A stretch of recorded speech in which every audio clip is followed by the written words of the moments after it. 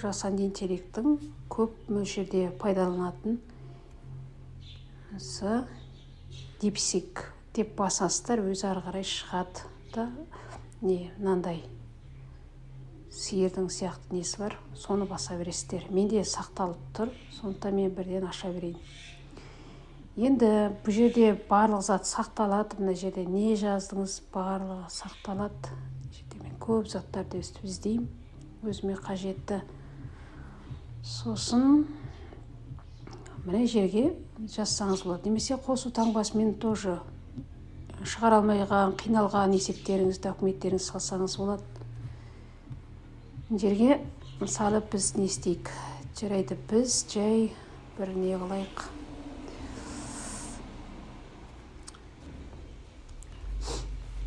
Так, енді мен химия мұғалімі деп қояйын.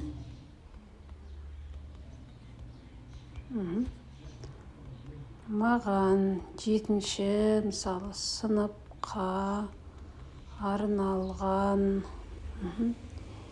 мектеп ішілік олимпиада сұрақтарын құрастырып берсеңіз.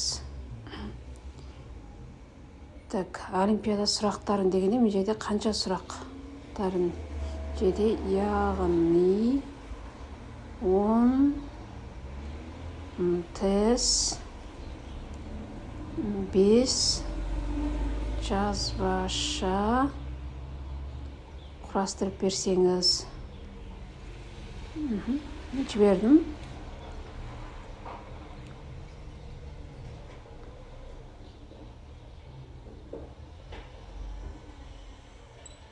Неге осылай шыға береді. Сосын копировать етіп өзіңізге ала бересіз. Так, мінеки бізге тест сұрақ, 10 тест сұрақ, мінеки 5 жазбаша и жауаптарымен беріп отыр.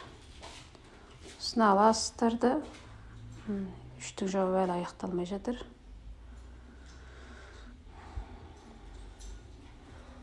Он тест, сосын 5 сұрақ жауап.